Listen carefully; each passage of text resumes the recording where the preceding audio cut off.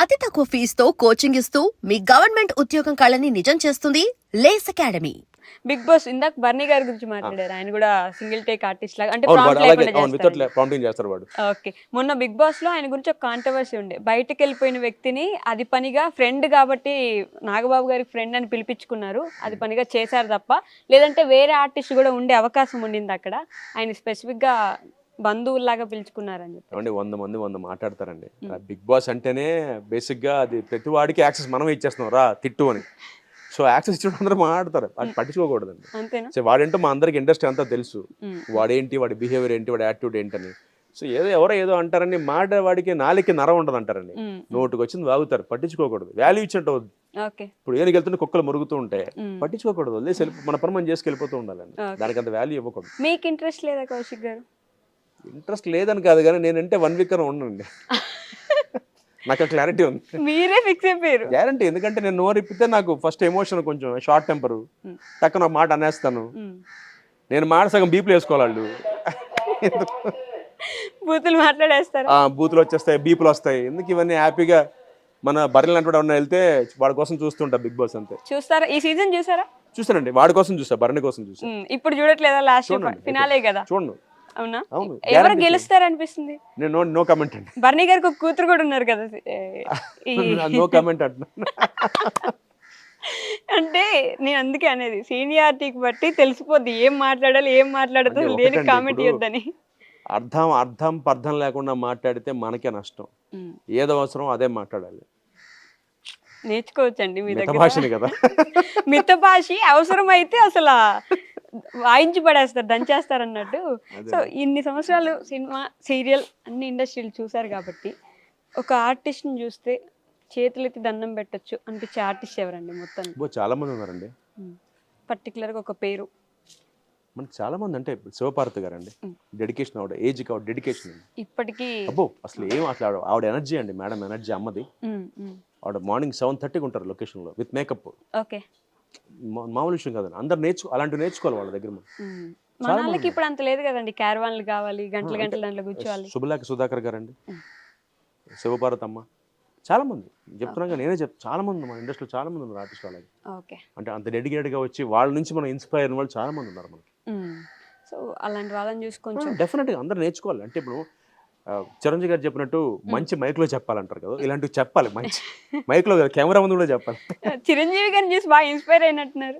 నాకు ఆయన అంటే పిచ్చండి, డై హార్డ్ ఫ్యాన్. పిచ్చే, die hard fan. Die hard. మీరు ఒక యాక్టర్ అయ్యి ఉండే ఆయనకి అంటే I look up to him అండి. అంటే ఇప్పుడు ఫస్ట్ పాయింట్ అండి, ఇవాళ నేను ఈ స్థాయిలో ఉన్నానంటే అంటే ఎప్పుడైనా ఒక సీరియల్ రాకపోయినా లేకపోతే గ్యాప్ వచ్చిన కెరియర్లో వెంటనే ఆయన గుర్తు చేసుకుంటా. ఆయన ఎన్ని కష్టాలు పడ్డాడు పాపం, ఎవరు లేకుండా ఏ బ్యాకింగ్ లేకుండా ఇండస్ట్రీకి వచ్చి మెగాస్టార్ అయ్యాడు కదా, మనం ఎంత. సో అలాంటి వాటికి నాలాంటి ఎన్నో కొన్ని వేల మందికి ఆయన ఇన్స్పిరేషన్ అండి. ఇవాళ మీరు చూడండి, ఏ కొత్త డైరెక్టర్ని తీసుకున్నా, ఏ కొత్త ఆర్టిస్ట్ని తీసుకున్నా, ఫేవరెట్ ని చిరంజీవి అండి. అంటే అదొక ఉండిపోయింది, అదొక బ్రాండ్.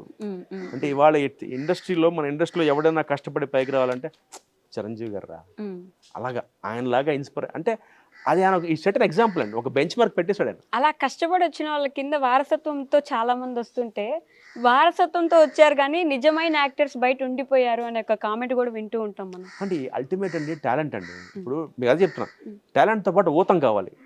ఇప్పుడు నేను డైరెక్ట్ అవ్వడానికి నాకు రాధాకృష్ణ గారు ఎలా అయితే ఊతం ఇచ్చారో, అలాగా వారసత్వం లేని వాళ్ళకి ఒక ఊతం కావాలి. అలాగే అట్ ది సేమ్ టైం వారసత్వం ఉన్న వాళ్ళకి ఊతం కావాలి. ఒక సినిమానే వారసత్వం.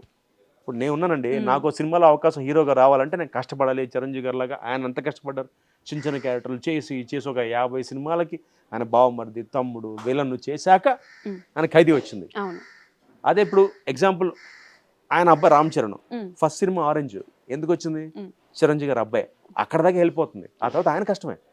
వాళ్ళు రామ్ చరణ్ గారు గ్లోబల్ స్టార్ అంటే అది చిరంజీవి గారి అబ్బాయిగా ఆయనకి ఎంత వచ్చిందో ఫస్ట్ సినిమాకి, ఆ తర్వాత అంతా ఆయన కష్టమే. వెనకాల ఉంటుంది, అది వేరు. బట్ ఫర్దర్గా డెవలప్మెంట్కి ఆయన సొంత కష్టమే. వాళ్ళ బన్నీ గారు కానీ, రామ్ చరణ్ గారు కానీ, వీళ్ళందరూ పైకి వచ్చారని కష్టపడ్డారండి. కానీ తిట్లు కూడా బాగానే తింటారు, ఎక్కువ ఏమండి తిట్లు తింటారు, కాంట్రవర్సీస్లోకి వెళ్తారు. అది పక్కన పెడితేనండి వాళ్ళ కష్టం చూడాలి మనం. ఇప్పుడు వాళ్ళు మనకి, ఇప్పుడు నాకు అన్నయ్య కాదు, నా బావమరిది కాదండి, నాకు ఎందుకు అవన్నీ. I'm inspired by them. Chiranjeevi గారు, బన్నీ గారు, రామ్ చరణ్ గారు, మహేష్ గారు, జూనియర్ ఎన్టీఆర్ గారు, వీళ్ళందరూ ఇన్స్పిరేషన్ అండి.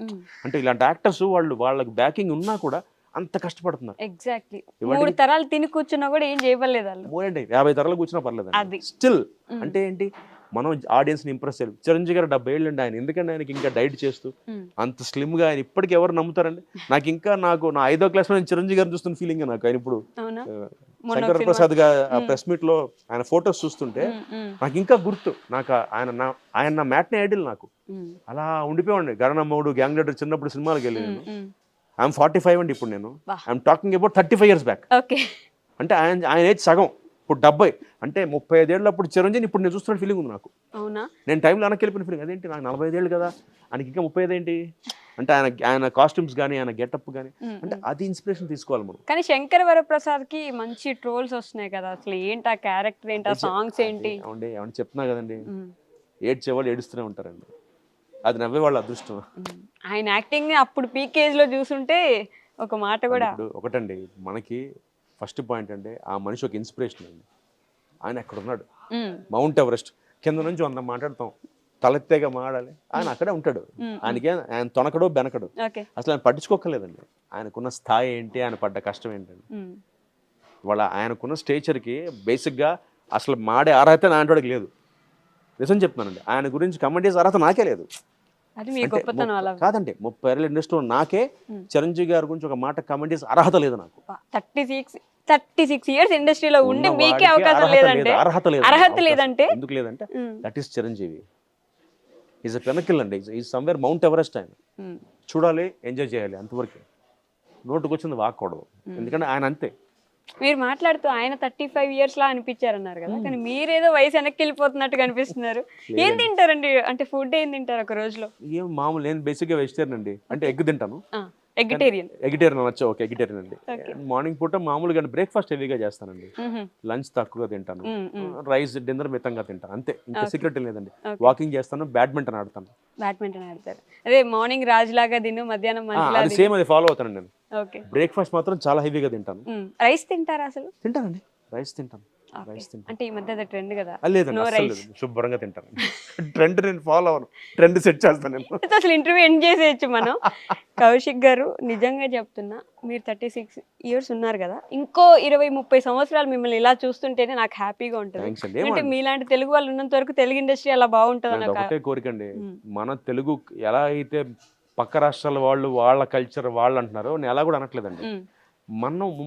మనం తింటూ పక్కవాడికి పెడదాం అంటున్నా, అంతే. నేను ఇప్పటికీ చెప్తున్నా, మళ్ళీ అదే రిపీట్ చేస్తాను, రానివ్వద్దని అనట్లేదు నేను. రండి, ఇక్కడికే రండి, ఇక్కడికి రండి, మీరు సంపాదించుకోండి, బంగ్లా కొనుక్కోండి, కార్లు కొనుక్కోండి, అన్ని కొనుక్కోండి, బట్ లిమిటెడ్. సీరియల్కి 2 అంతే. మన ప్లేట్లో పరవాణం పెట్టుకుని మనం తినుకుని వాళ్ళ కొట్టించినట్టండి బాబు. ఫస్ట్ మనం కదా టేస్ట్ చేయాలి. అది ఛానల్స్ ప్రొడ్యూసర్లు అర్థం చేసుకోవాలి. ఇప్పుడు ఎంత నేను వాగినట్టే ఉంటుంది, కౌశిక్ గడ వాగుతున్నాడు రా అంటారు. పాయింట్ అది కాదు కదా, అంటే అందరూ ఫీల్ అవ్వాలండి, ప్రతి తెలుగువాడు ఫీల్ అవ్వాలి. So thank you so much. Direction లో దిగారు కాబట్టి ఇలా డైరెక్షన్ చేసుకుంటూ చిరంజీవి గారి దగ్గర అట్లీస్ట్ అసిస్టెంట్ డైరెక్టర్ గా మీరు వెళ్ళి పని చేసినా చెప్పాలండి. రేపు పొద్దున నిజంగా అవకాశం వస్తే ఆయన దగ్గరికి వెళ్తానేమో కథ తీసుకుని, తెలీదుగా. Thank you so much Kaushik గారు.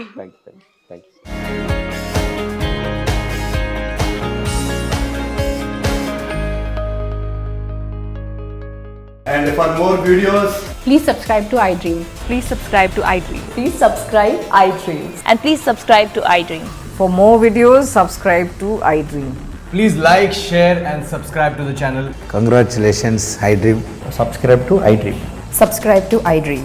So subscribe to iDream Media. iDream ki iDream team andarki huge congratulations. Please subscribe iDream Media. Please subscribe to iDream. Subscribe iDream. Please subscribe to iDream. iDream అంటే నా కళల channel subscribe చేసుకున్న నోరు తిరుగుతలేదు, మీరైతే గంట గుర్తు కొట్టండి. For more such videos, please subscribe to iDream. Subscribe to iDream. Please subscribe to iDream. Please subscribe iDream Media. Please do subscribe to iDream. Please subscribe to iDream Media. For best entertainment and information, please subscribe iDream. And don't forget to subscribe to iDream.